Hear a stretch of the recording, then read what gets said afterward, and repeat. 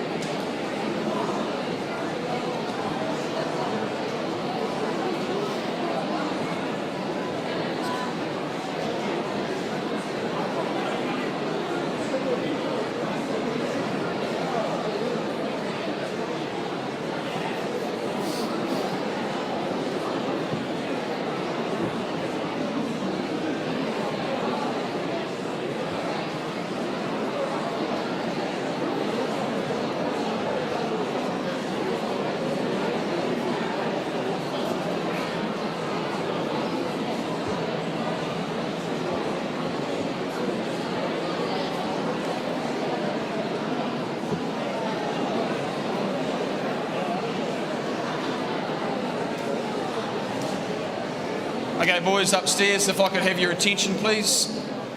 Year 9s and 10s. Firstly, to the guests that have arrived, welcome to the Headmaster. We'll be doing a formal welcome to all of the guests shortly. For the year 9 and 10 boys, I just need to run through some safety matters with you. So I need your attention for a few minutes here. You have not been upstairs before, so it's important that you understand what we need to do in the event of emergency. And also the guests downstairs as well. Right, please have Mr. Kilchar walk down to the base of those stairs and follow the keys. Mr. Archibald will come over to the opposite side against Mr. Kilchar. Just these stairs come down. You see what Mr. Kilchar is here. Come down. Yeah. So boys, next to the guests in front there, in the event of an evacuation in the hall here with a fire evacuation, we cannot go back into the main building. This is a separate fire cell in this building. Okay, so you cannot exit either downstairs through the access ways there and there or through the memorial doors. The only way that you can exit this building in an emergency is out to the eastern courtyard and to the western courtyard here. What I might get the boys to do now so that you know is can I get someone close to that door over there please, just to push that crash bar, and someone over there push that crash bar. Boys on that side, if you look over there, you'll see how the door's open. In the event of an emergency, those open automatically. If you are on Mr. Kilkelly's left, so that lot there, you will exit down these stairs by Mr. Brennan, and you will go out the first door. If you are to Mr. Kilkelly's right, you will go down out there, not through the memorial doors, you will go down the stairs to the exit over there. Exactly the same on the other side, boys. If you're on Mr. Archibald's right, over here, you will go down this way, through those stairs, and you'll exit through the first set of doors there, and to the boys of that area there, you will head down those stairs there, and you'll come out and you'll go to the extra path. Our muster area is in front of the main building. Okay. To the people downstairs, if we do have an emergency, Mr. Hill and myself will go to the next two people will direct you out those doors as well. So I hope you enjoyed this experience today. It's been a long time coming, it's great to have you here. So in a moment, Mr. Fraser will come forward. We're about to start. Boys, we are probably about 10 minutes away. So you can talk quietly amongst yourselves.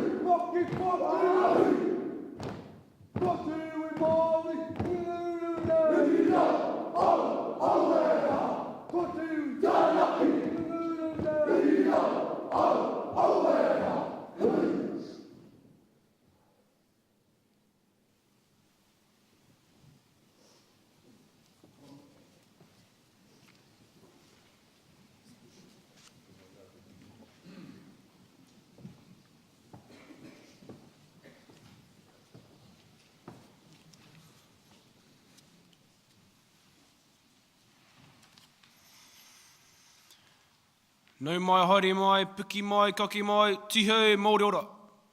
Ka Isaac tēnei mihi atu ana ki a koutou tēnei rā. Whiti ora ki te whai au, ki te amarama. Whiti ki runga, whiti ki raro. Inunu ki te pōtu, inunu ki te rākau. Ti taha ki tēnei taha. Ti taha ki tērā taha. Tihei, Māori ora. Please be seated.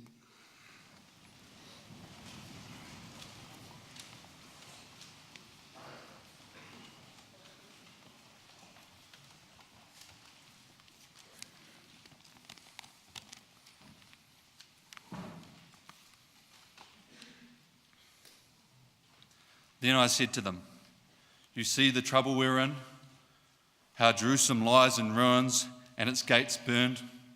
Come, let us rebuild the wall of Jerusalem, so that we may no longer suffer this disgrace." I told them that the hand of my God had been gracious upon me, and also the words that the king had spoken to me. Then they said, "Let us start building." So they committed themselves to the common good.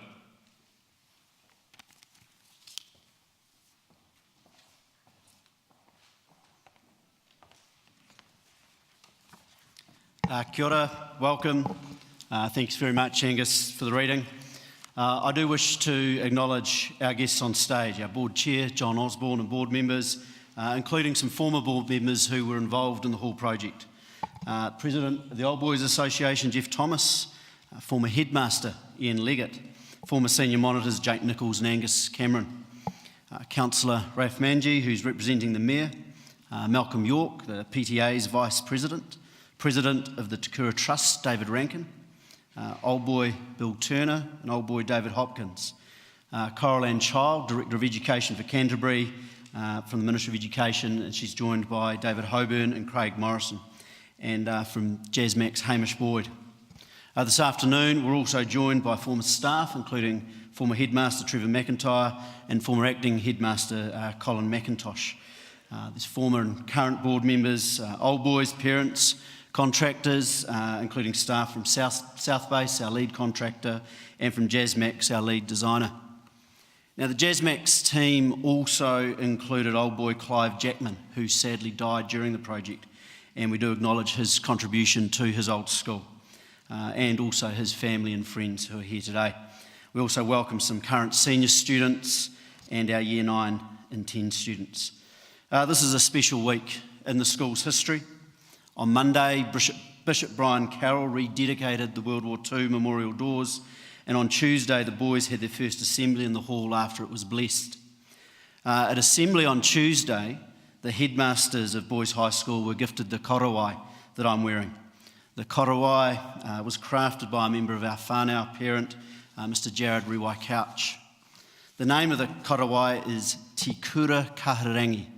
Kura has a dual meaning. It can be translated as school, more traditionally as treasure.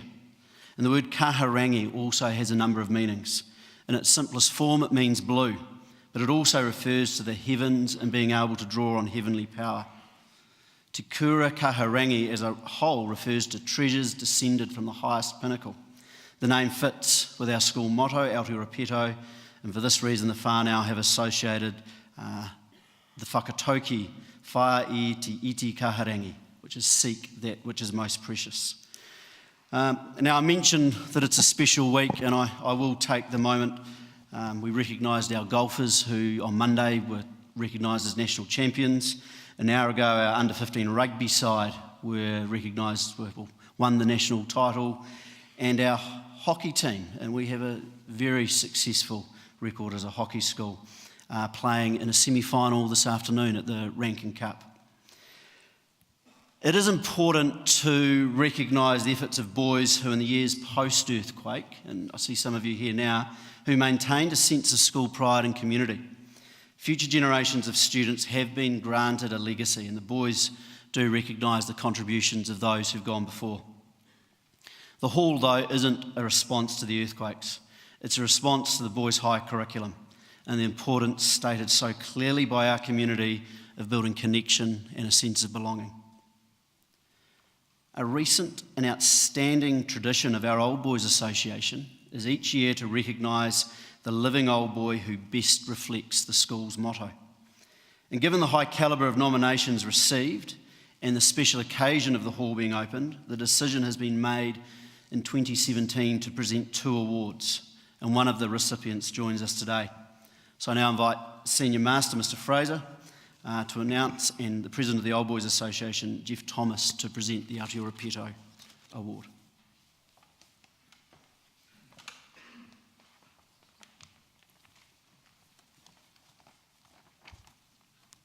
Thank you, Headmaster. Today's recipient of the Aotearoa Peto Award began at Christchurch Boys High School in 3A2 in 1956, the year that the school celebrated its 75th anniversary. The school at the time had a roll of 1,030, and that year saw many events of celebration, including the unveiling of the memorial doors to complete the hall. David Hopkins completed his years at CBHS in 1961 when he was appointed senior monitor and also awarded a cricket blue. David went on to study engineering at the University of Canterbury, completing a Bachelor of Engineering with honours and a PhD in this area, later specialising in earthquake engineering. He has been a chartered professional engineer all his life and runs his own consulting firm, David Hopkins Consulting Limited. David's links with Boys High were furthered when he played a role, along with the staff, the then Board of Governors and other old boys, for the retention and strengthening of the main block in the 1980s. The efforts of this group are evidenced by the iconic building that still stands today. Since 1997, Dr. Hopkins has been involved with the Earthquake Engineering Technology Business Cluster. He has been a senior technical advisor to the Department of Building and Housing in New Zealand and was a key advisor in seismic components of the revised New Zealand Building Act 2004. He has served as a director of the World Seismic Safety Initiative from 2005, been chair of Earthquake Engineering New Zealand, and is a former director of both IPENS and the International Association for Earthquake Engineering. In addition to these roles, David has been at the forefront of learning from earthquakes. He was a member of the NZSEE reconnaissance teams following the 1985 Mexico, the 1990 Philippines, and the 2007 Peru earthquakes, the latter 2 as leader. He was also a member of Lifeline study tours following the 1994 Northridge and 1995 Kobe earthquakes, and led the second phase team following the 2009 Padang, Indonesia earthquake. He has published numerous presentations, papers, reports, newspaper and magazine articles to raise public awareness of seismic issues in New Zealand in particular. Dr. Hopkins has also given service as a member of the board of the Wellington City Mission for many years and was its chair in the early 2000s. Dr. Hopkins was the only technical member of the Canterbury Earthquake Recovery Commission following the Greendale fault quake of 4th of September 2010. He was also a leader of the Critical Buildings Team Christchurch, and he assisted in investigations into the collapses and failures of the CTV, PGC, Grand Chancellor and Forsyth Bar buildings. In 2010, Dr. Hopkins was made a life member of the New Zealand Society for Earthquake Engineering for his wide involvement with NZSEE activities. It is fitting, therefore, as we are gathered in the hall that signifies the first stage of the repair and rebuild of Christchurch Boys High School since the earthquakes, that the Aotearoa Peto Award for 2017 is awarded to an old boy recognised on the world stage for his work in earthquake safety engineering. I will now invite the current president of the Christchurch Boys High School Old Boys Association, Mr. Jeff Thomas, to present the Aotearoa Peto Award to Dr. David Conway Hopkins.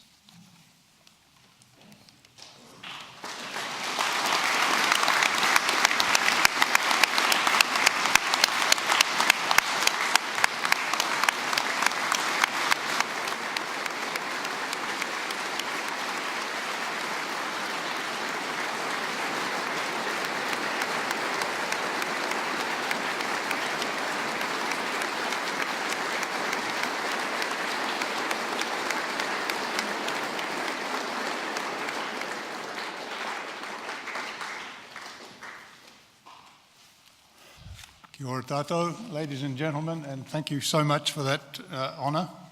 I must say I'm very excited to be in this wonderful new facility. It really is exciting. It smells like a new car, did you notice? Wonderful. Are we live? We are, yeah. We can do we just flick that, do we? Yeah. Okay, we'll go back. Oh, wait a minute. Oh, you can just scroll across. Just let me get myself organised here. It's a great honour for me to receive the Aotearoa Peto Medal for 2017 and to be in the company of some very well-known New Zealanders and outstanding old boys of the school. It is somewhat humbling, but I am pleased that it recognises someone from the engineering profession. Engineers are good at staying under the radar and out of the limelight, but engineering matters, as Cantabrians have probably learnt since 2010. On that theme, I would like to share some of my experiences to give you some idea of what the role of a consulting engineer, or at least this consulting engineer, involves, and to provide some personal background. You already got a sneak in that. I was born in Scotland during the war, Second World War. My father was a Rhodes Scholar from Western Australia and went there in 1934 to the UK from West Australia. He stayed on and worked as an engineer and then flew bombers in the RAF. My mother was from Bermuda, the same place where they had the America's Cup, and we stopped off there in 1947 en route back to West Australia. I was 4 when Dad returned to West Australia and I started school in Perth. Dad was keen on cricket and hockey, and which he played for West Australia. I was one of 4 boys. My older brother Brian was 21 months older, and we grew up very close, honing each other's ball skills in the backyard and going through the normal sibling rivalry as boys and well beyond as boys. Andrew and Tim, the small ones in these photos, live in Christchurch and are here today. Thank you. In 1951, Dad became head of civil engineering at Canterbury University and we all moved from Perth to Christchurch. My sister Jill was born here, making us a family of 5 children, each born in a different country. If our family had a geek, I was it, in horn-rimmed glasses in one of these photos. All my brothers went to Boys High. For me, times at school were some of the best years, and I hope you're finding that too, boys.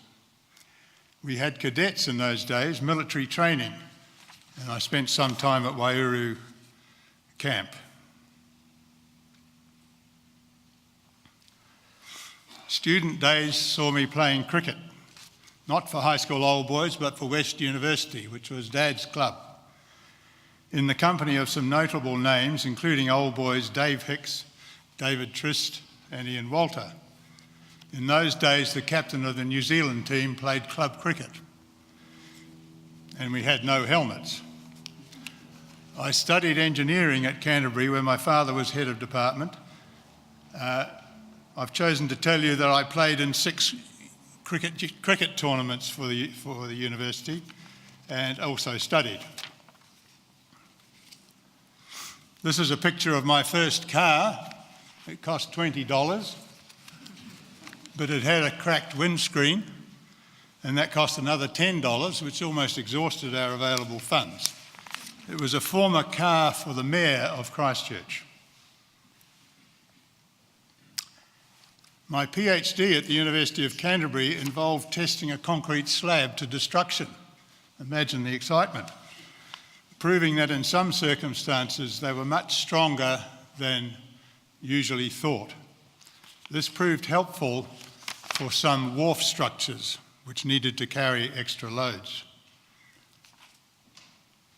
Upon graduating, I went to London to work for a consulting engineering firm specialising in buildings, bridges, and very high broadcasting masts.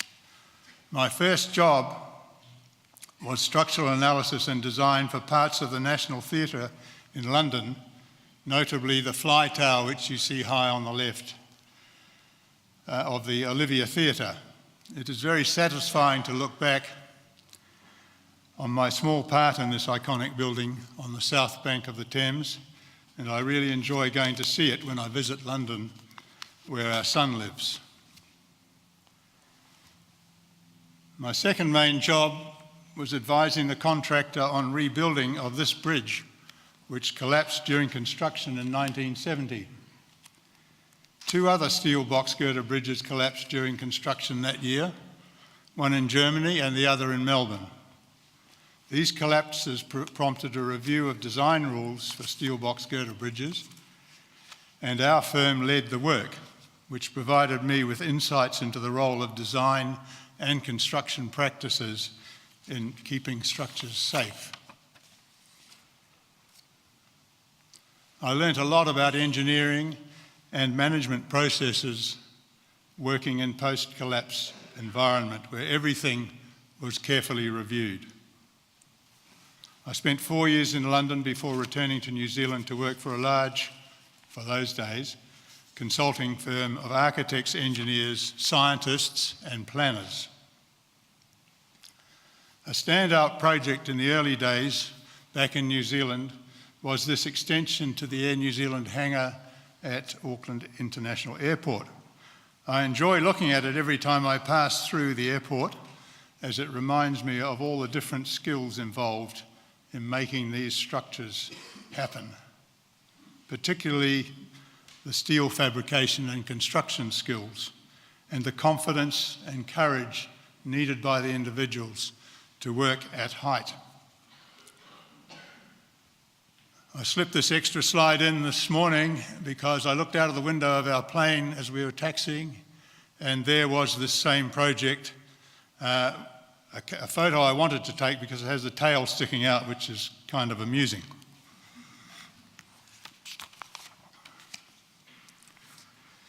Our firm did all the design for this hospital, a large project over several years. It was the largest New Zealand aid project at the time. New Zealand government paid for all design work and supervision of construction by New Zealand professionals. My visits helped me learn of engineering practices in developing countries and to appreciate the different viewpoints of other cultures. Our architects did well here by designing the building without air conditioning, and it was a very popular place for people to be when there were power cuts, because most people relied on air conditioning to keep them cool. In 1981, I was sent to San Francisco to help overseas designers of this project, the synthetic petrol plant in Taranaki, to comply with New Zealand's structural and earthquake requirements. All the family came for about 6 months, and we all look back on fun times. Challenging times for me working offshore in a firm of 30,000 employees. Our daughters Rachel and Catherine, now living in Auckland, are here today. Our son Lawrence, who lives in London, was 2 at the time. I worked for a year and a half in the Philippines following an earthquake there in 1990. My role was to advise local consultants on the reconstruction of schools, hospitals, and public buildings. I enjoyed interactions with Filipino engineers, most of whom were much younger than I was, and with Filipinos in general. I was privileged to meet many dedicated people in rural towns and cities, often women, who ran the schools and hospitals. In the Philippines, I learnt too that earthquake risks were not the only ones facing Filipinos in their daily lives. I thought this was a one-way road when I first saw it.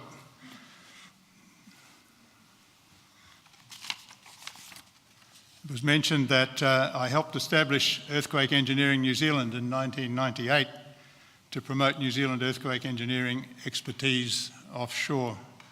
Engineering in this sense included scientists, disaster risk managers, emergency managers, architects, planners, urban designers, lawyers and legislators. All were aiming to apply their skills to help reduce earthquake risk. Involvement with EENZ brought interesting interactions with many people from New Zealand and other countries, including China. Tianjin, the port city of Beijing, has this most memorable clock outside the railway station. I also hope you like my logo design. I worked for some years for Dr. Bill Robinson, or with Dr. Bill Robinson, who pioneered the technique of base isolation, seismic isolation, of buildings such as Christchurch Women's Hospital, which survived the Canterbury earthquake so well. The technology started out as a wacky idea, but now there are thousands of buildings worldwide, particularly hospitals, which employ this technique. Bill's inventive genius has helped save lives and cost throughout the world. I spent almost a whole year in Turkey on this project. It was challenging and rewarding work in another country as the only overseas person resident, managing up to 70 people that I'd never met. We identified ways to strengthen apartment buildings in Istanbul.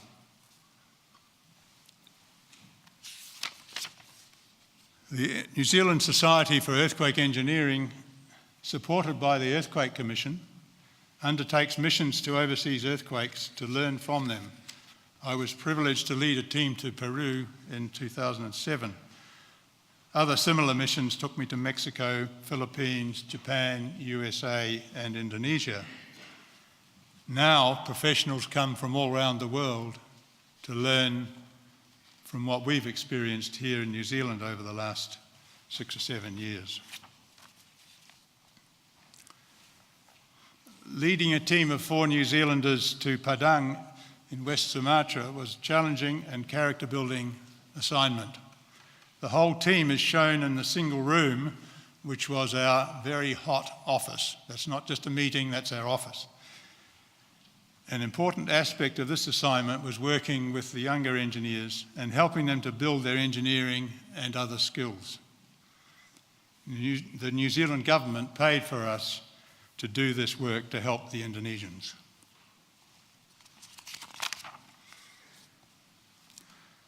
I've always liked taking photos of projects and buildings, and this delightful building in Padang with its gonjong roof is a favourite. Beautiful buildings to look at and to be part of, like this hall, are an important element of communities worldwide. But they need to be well engineered, especially for earthquake actions. Engineering matters.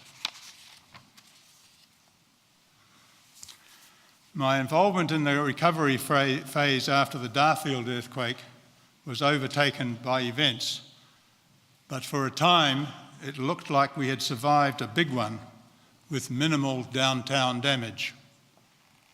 Even so, there were significant challenges, as I'm sure many of you know, as a result of widespread liquefaction damage. A bit of nostalgia, isn't there, in this photo, showing buildings no longer there and an intact cathedral.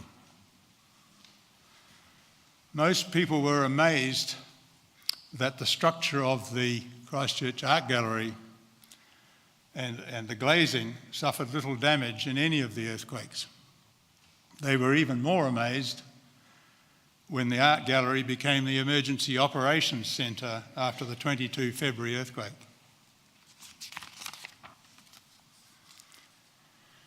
Many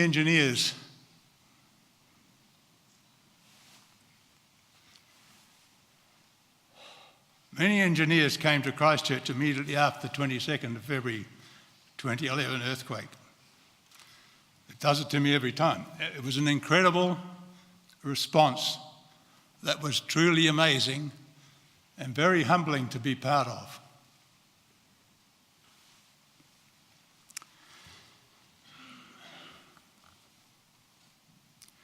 Day after day after day, engineers and building professionals came, dropping what they were doing around the country to assess buildings across the city.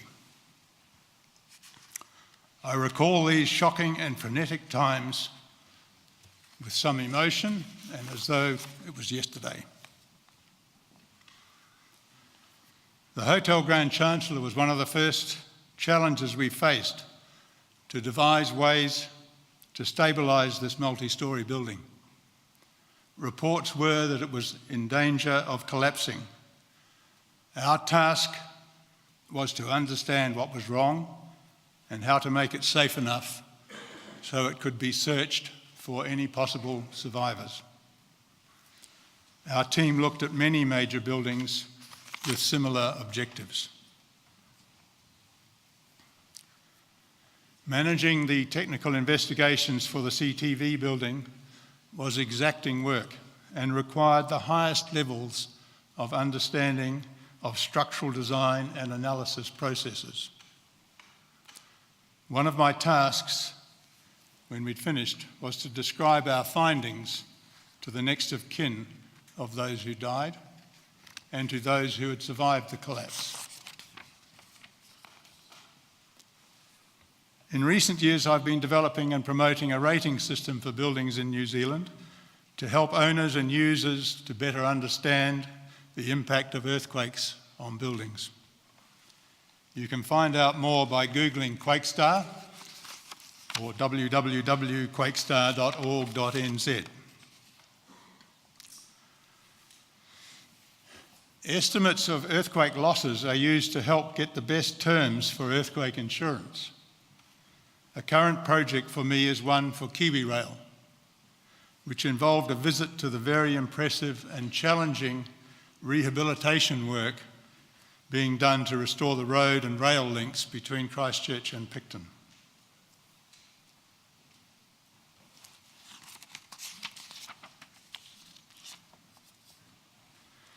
Family has been a hugely important part of my life, and I am particularly grateful for the incredible support of my wife, Helen, who also went to school in Christchurch. Rightly or wrongly, it seemed to me that this occasion required that I pass on some words of wisdom to the boys in the upper levels. Well, if I was wrong, forgive me, but here are some.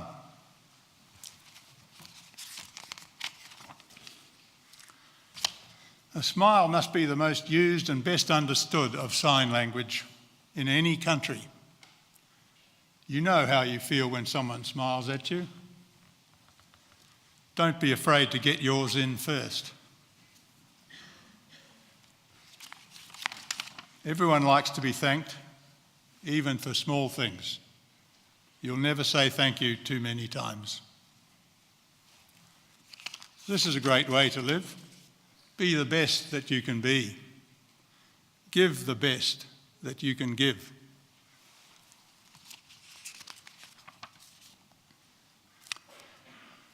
Compete to be the best you can be. Don't be afraid to be competitive. It will help you to be the best you can be. But respect others.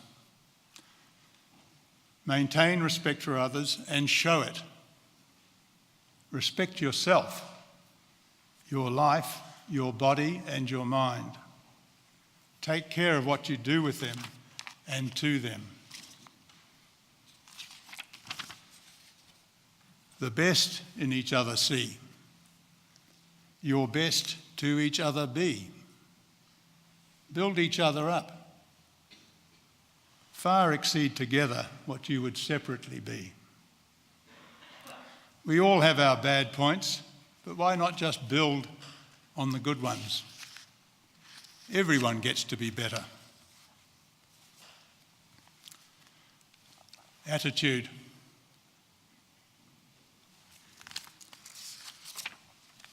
My late brother Brian captained the first 11 at cricket here at Boys High and played for New Zealand Universities Canterbury and Wellington at cricket. He had a son here at Boys High and grandsons, Quaylen, Henry and Michael at Boys High. He had a very successful career in cement and transport before becoming a management consultant. His last job was development manager at Mahurangi College in Warkworth. One of his last tasks was actually procuring a school hall for Mahurangi College. Illness forced him to give up this job and he died not long after.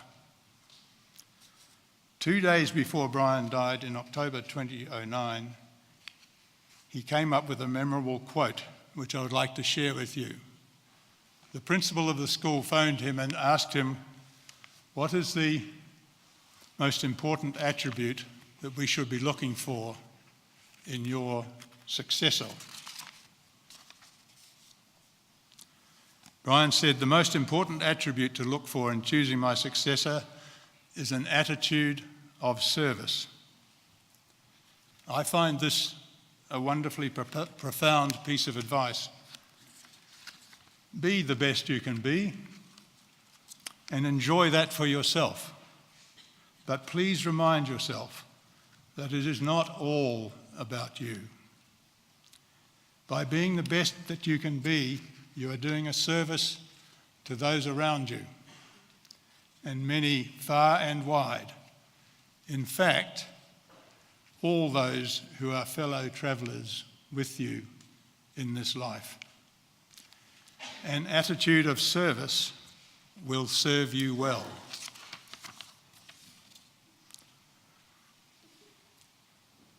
It is a great honour to receive this medal. Thank you once again to the board and the committees. Maybe now more boys from this school will wish to become professional engineers. In any case, I'm sure that we'll always seek to do their best in everything they do and honour the school that keeps the rule. Aotearoa Peto. Thank you.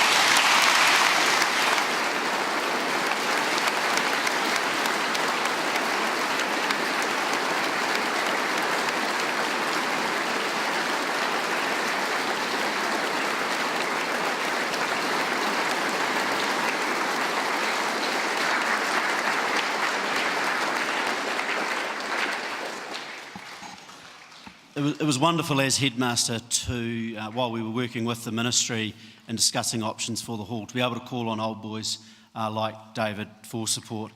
And talking of smiling and saying thank you and building each other up, I'm going to link into that at the end of Assembly, so thank you, David.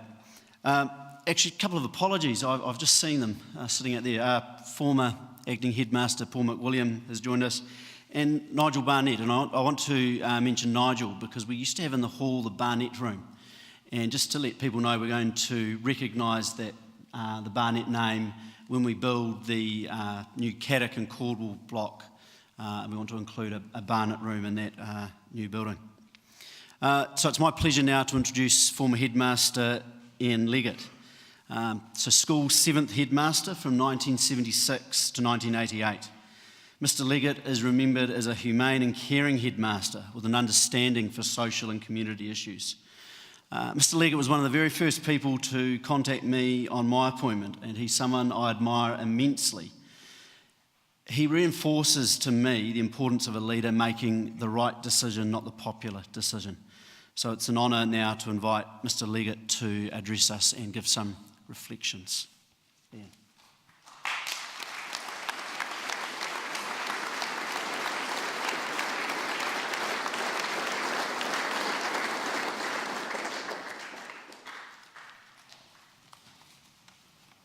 Headmaster, ladies and gentlemen, boys. And it is to the boys that I am largely speaking. I'm so glad that I am here today to be with you and to be able to speak to you. You're a pretty lucky lot because you were here in the week that this hall was opened. And I'm sure you'll go through life telling people that you were. I have listened to so many old boys who remember things from the past that you'll be in that group. We're all lucky to be here and to be part of this opening. We need to congratulate all those people who have been involved in making a difficult dream into this magnificent building. It could only happen with the hard work and the energy of a whole lot of people. The school hasn't always had an assembly hall. Neither in Worcester Street, where the school began in 1881, nor in Straven Road when it came here in 1926. It did have a swimming pool in each school, and not that they were very good. Old boys have told me about the slimy green in the pool that they had, and I can remember how cold the water is in the pool at this school.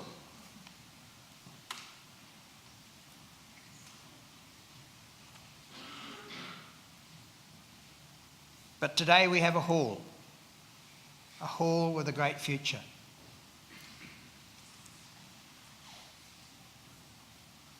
At Worcester Street, when the school started in 1881, there was no hall, but they had a double classroom, which is used for teaching and for the boys joining together. It was called the Big Room, and we have that name preserved in this school because when the old boys gave, in 1981, a centennial gift to the school, they gave a new building. And that building has been called the Big Room. In the Big Room, in the first school, that legendary figure, Bevan Brown, headmaster for 36 years, spelled out his messages for the boys: farewell those who were leaving for war, and welcomed back those who were fortunate enough to return from overseas battles. An old boy of his, W.R. Lascelles, has written about being a boy at the school in the early 1900s, when Bevan Brown was headmaster. He wrote, "We quickly learned that the aim of the school was to give us, as far as possible, good character, extended intellect, and distinctive personality. In short, we knew our school sought to make good men of us. Its very motto, Altiora Peto, is a constant reminder of our duty to foster such a high purpose." I believe that through the years, the 11 headmasters, one way or the other, have held similar high views of what they wanted for the boys and what they wanted for the school. I didn't go to this school, and I first came here as a student teacher from Auckland in 1951. As a visitor, I attended assemblies with the staff and began to absorb its formalities and traditions, beginning with the school shun from the senior monitor, as he called the boys to their feet. The hall itself was bare, cold, and lined with a nice selection of brick and concrete. But it could echo with what I remember as the spine-tingling singing as the assembled boys gave their all for their music master, Clifton Cook. School practices and traditions do not stand still. They change, and a feature of the school at that time was that not all boys went to the whole of assembly. A group of boys and a master did not go into the hall with the others, but waited outside while inside was hymn singing, Bible reading, and a prayer. When these were completed, the Catholic boys and their master joined the rest of the school for notices. Some 25 years later after that, I was back again, this time as headmaster. Things had changed little, but Catholic boys no longer waited outside. The hall was still central to a great deal of school life and learning, and each day began with assembly. Now, you might think that talking in assembly is pretty easy, but for a headmaster, it can be quite daunting.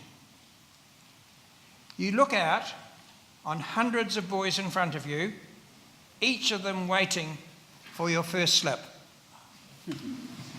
And behind you, you have that most judgmental section of the school, the staff. And in my case, I had the added difficulty of having my father looking closely at me from the Bill Sutton portrait on the wall. And he's still doing it. That same father features in one of my own school hall memories. When I was in my second year at high school, I'd been to a couple of earlier secondary schools, the family moved to Gisborne, where my father had been appointed as the headmaster. On my first morning there, I went to assembly dressed in my unfamiliar new uniform and surrounded by boys and girls, all of whom were strangers. I stood there in the body of the hall, and we waited at the end of the first assembly as the gowned headmaster on the stage looked down on us to make sure we left in an orderly fashion. I looked up. He looked down at me and he winked. I looked away. At tea at home that night, he said, "You didn't return my wink." I had no answer, and 74 years later, I still have no answer. This hall for you will gather its own memories of incidents and stories that you will treasure from your days at school. In this hall, you will join with other members of the school, and you will experience that strong sense of community which we call school spirit. Here it will burn brightly, and our history and our traditions and our values will be passed on by you, from the men who went before us to the boys and the staff who come after. Aotearoa whetau.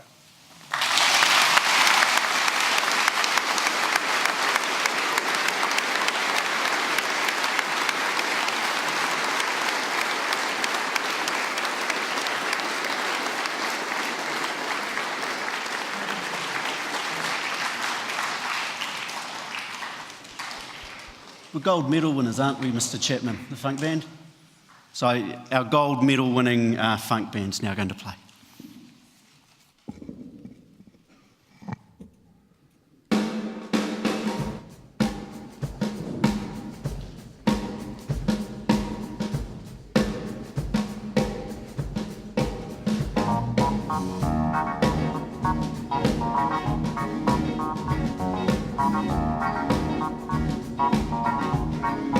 Very superstitious, writing on the wall. Very superstitious, letters about to fall. 30 months on baby, broke that looking glass. 7 years of red love, everything in your past. You believe in things you don't understand, then you suffer. Superstition ain't the way.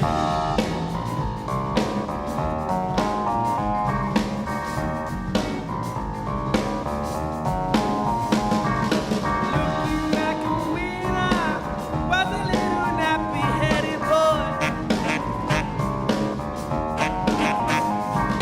Then my only worry was for Christmas what would be my toy. Even though we sometimes would not get a thing, we were happy with the joy that they would bring. Sneaking out the back door, but I told you not to go outside.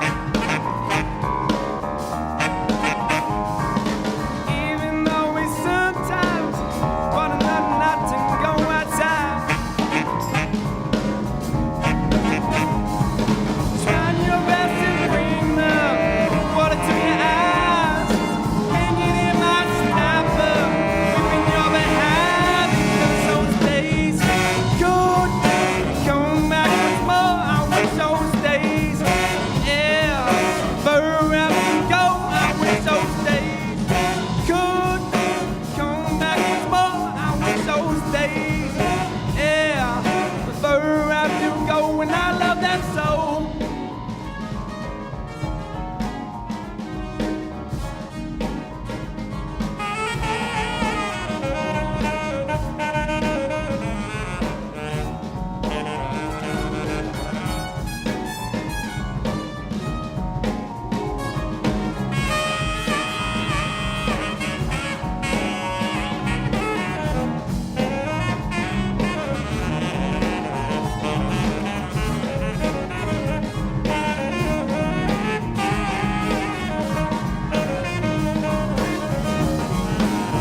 When you believe in things you don't understand, then you suffer.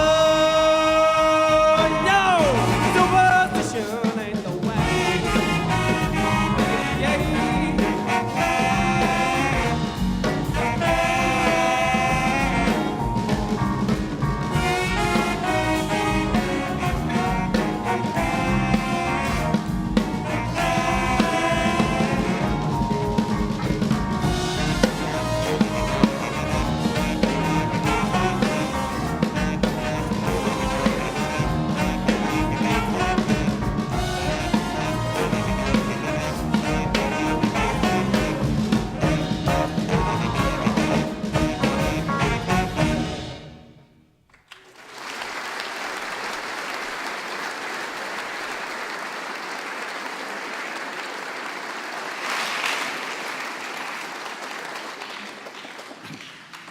Thank you, Funk Band, sorry.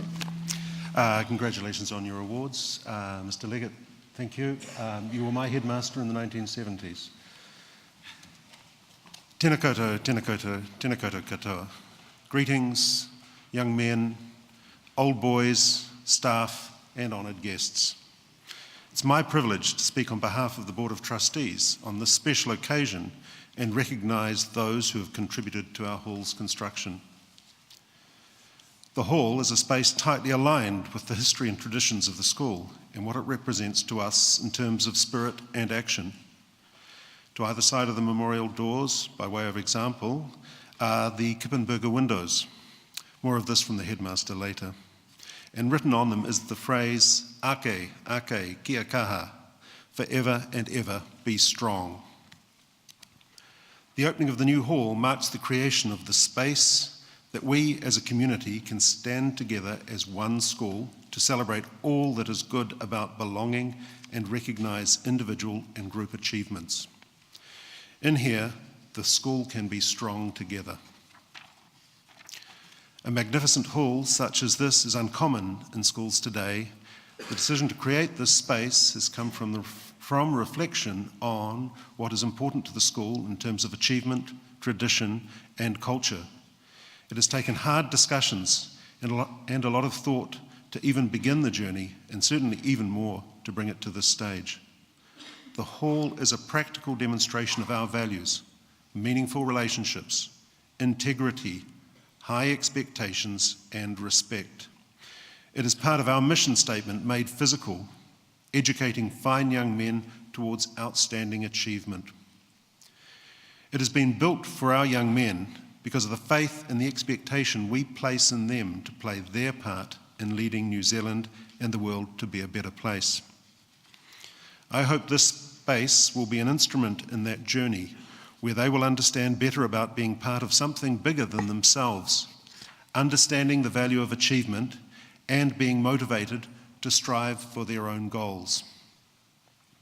No one person has built this space. It has come from the body of work of individuals and groups who have joined together to achieve this goal for their benefit. They have applied those values that we as a school hold to, and through cooperation created this. I'm proud to acknowledge just a few of those who have worked for the school to create our new hall. I start with Mr. Peter Woods, previous board chair, who initiated this process that has led us here today. Minister Brownlee, as Member of Parliament for Ilam, has supported the school in the initial stage of this process and has maintained an ongoing interest in Boys High's developments. I acknowledge the Ministry of Education, David Hoburn, Craig Morrison and Sonny Sun. They have listened to us and our vision of what is important to Boys High and have worked with us to get where we are today. We will continue to work in partnership with the Ministry as we proceed with the redevelopment of Boys High's buildings. The old boys, both within the association and as individuals, they have given their support and time to this project. As well as the executive, I recognise David Hopkins for his engineering expertise and Murray Strong in enabling community consultation. The PTA has supported the school through this process with input into the consultation process and also the practical support of equipping the hall. The school is supported by the Te Kura Trust, a body of respected members of the school community who manage gifts and bequests for the benefit of the school. They also provided support for the school in completing this project. I recognise parents, whānau and friends of the school who have contributed with their clear messages of expectation both around this project and the strategic plan that has guided our decision making. Our architects have been Jasmax, Hamish Boyd, who is here today, Lars von Minden, Clive Jackman, Martin Barr, Carmel Wade, Richard Heyman and Gwenna Gilbert. They have all worked developing our master plan from concept into the actual reality of this remarkable space. The Greenstone project team, Nigel Cooper, Tony Webber, Adrian Matthews and Elliot Brown have managed this project through to completion, meeting challenges as they arose with professionalism and creativity to ensure the successful completion of this work. Consulting engineers Lewis Bradford, with Ash Wilson and Robert Lane, have taken on the responsibility of developing engineering solutions that have worked in our unique environment. Construction has been done by South Base, Quinn Henderson, Nick Jennings, Phil Craw, Waldo Dupres have been some of the key members of this team. They have risen to the challenge of this project and the timeframes. They've shown a real commitment to the school and have built a fine hall that we will enjoy using for decades to come. Living in a building project is not an easy thing to do. It tests relationships and requires stamina to endure the practical facts of a construction site. I wish to highlight the work done by Craig Dunnett, working with the construction team on a daily basis, coordinating with them to ensure that the school calendar is able to run as smoothly as possible. Our caretakers, Kevin Newlands and Alex Dryden, have put up with disruption and relocation over this time and have managed their duties well. Staff of both music, drama and IT have also spent considerable time ensuring the hall space has been developed to meet the needs of the school. Their work will make the hall a key space for cultural activities.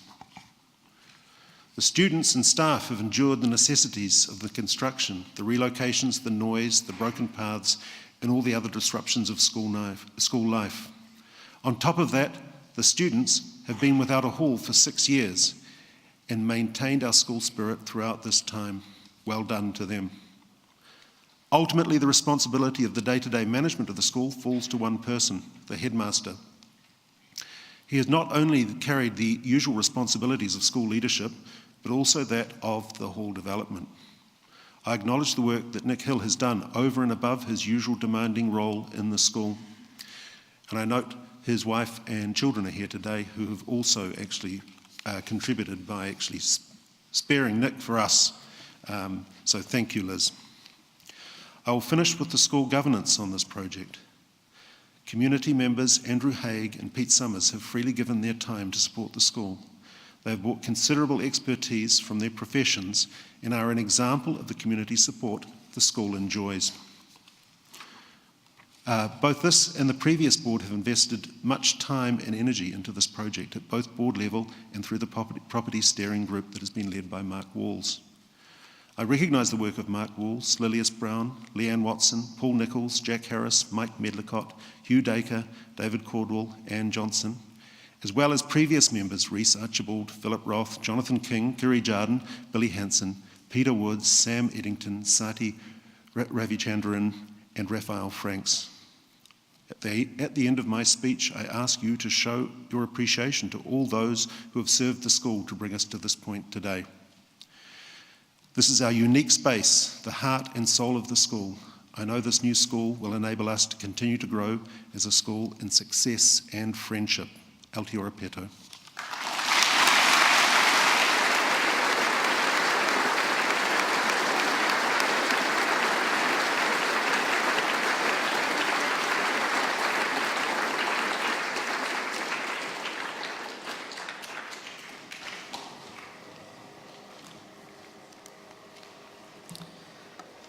My best moment of the week was the conversation with a father who told me about his son polishing his shoes, taking a photo of them, sending them to Dad, saying, "Look, Dad, I've done this for the school hall opening on Tuesday."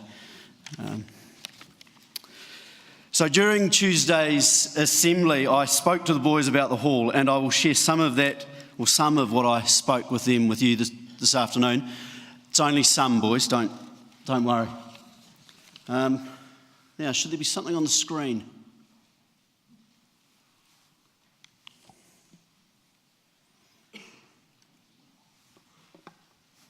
No luck?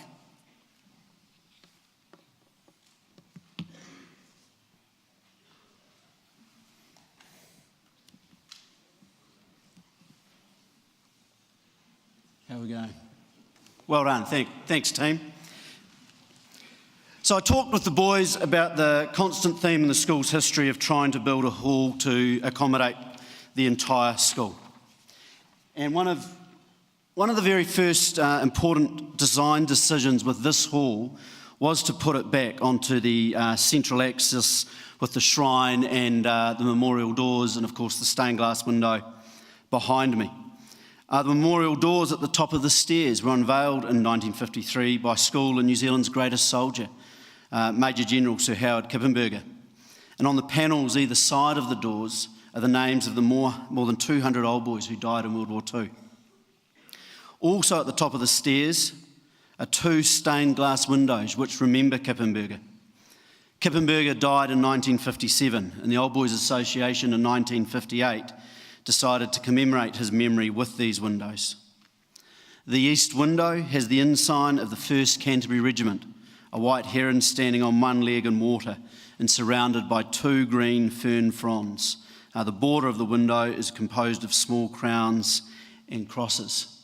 And this quote is from Kippenberger. In each of these great struggles, we fought against the powers of evil incarnate on earth, and by God's blessing, we have prevailed. The struggle still continues and will forever. And then the Māori words that John, our board chair, mentioned, ake, ake, kia kaha, forever and ever, be strong.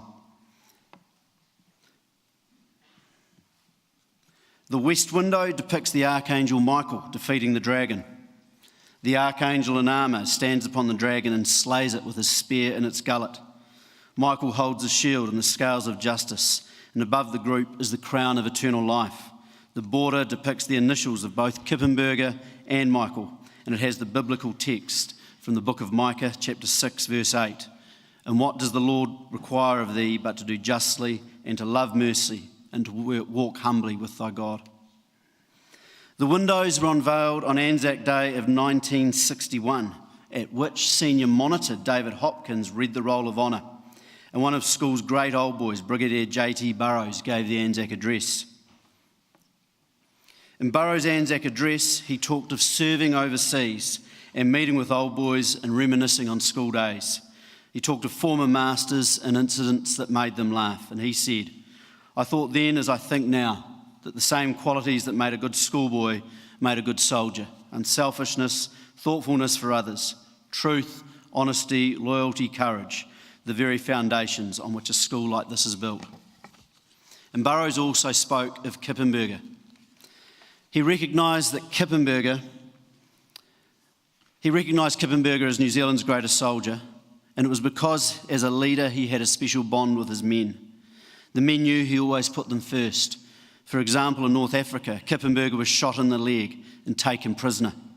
He managed to escape by stealing a German truck, and the escape would have been easier if he'd done it on his own, but he filled the truck with wounded prisoners first. Burrows said that memorial windows were more than a memorial to one man, but they were a memorial to everything that Kippenberger stood for. A memorial to courage, service, high endeavour, justice, mercy, and humility.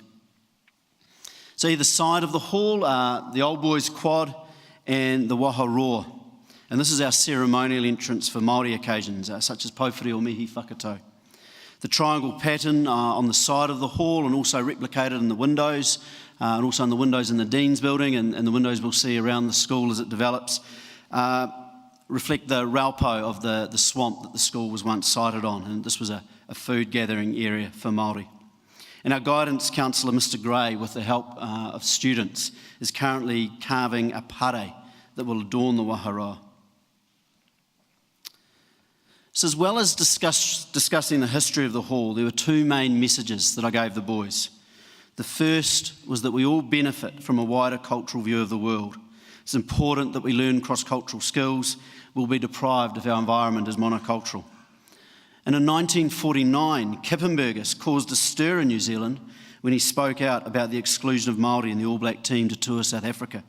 He plainly stated that if Māori were good enough to fight and die for New Zealand, they were good enough to be All Blacks. And the second message I gave the boys was about the places where men meet. And the hall is a special place because it is where young men meet with significant adults in their lives, with their teachers. We need better men. And the hall within the environment of Boys High, and that environment created by those who have gone before, is a place where we can discuss what it means to be a good man. I've discussed with boys the difference between a good man and a real man. And again, Kippenberger was recognised, unusually for his time, as an emotional man who cared. After his injury at Mount Trocchio in Italy, at the end of his days as a combat leader, he took on a welfare role for the New Zealand Army. Part of that role was repatriating New Zealand's prisoners of war, and he personally met with each one of the 9,000 prisoners of war before they returned to New Zealand. So as men, it shouldn't be a risk for us to have emotional conversations, and I do want those conversations to start in the hall and for them to be continued in class and around school. There's some examples for us. Women. They they ask each other how they are. Men, we ask, what have you been up to? A mission for school started by the hall is our boys becoming better at checking in with each other and genuinely caring for each other. Like their old boy predecessors, our boys will be among New Zealand's future leaders. And what we need is for our boys to have the strength and confidence in themselves to stand by their values. Being masculine should align with being ethical. So I am looking forward to the school community and spirit that we'll continue to build with the hall. And it's my pleasure now to invite one of our oldest old boys, Bill Turner. He's going to be joined by one of our youngest boys, Dimitri Higgins, to cut a cake to mark the opening of the hall. So, Bill and Dimitri, if you could come forward. So Bill was at school from 1930 to 1934. He was a top academic student. He was in the cadet band and was a cadet master. The band during Bill's school days had a morning exercise of marching up and down Straven Road, where they might pass the occasional horse and cart. Bill was a pharmacist in his professional life, and he was at the time the chief pharmacist in Samoa when he served during World War II in a training capacity. So Bill, Dimitri.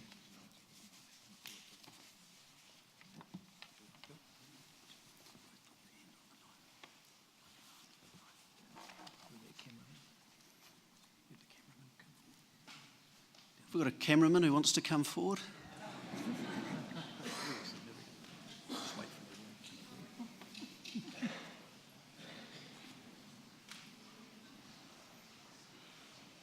Okay. Yep, we can cut now.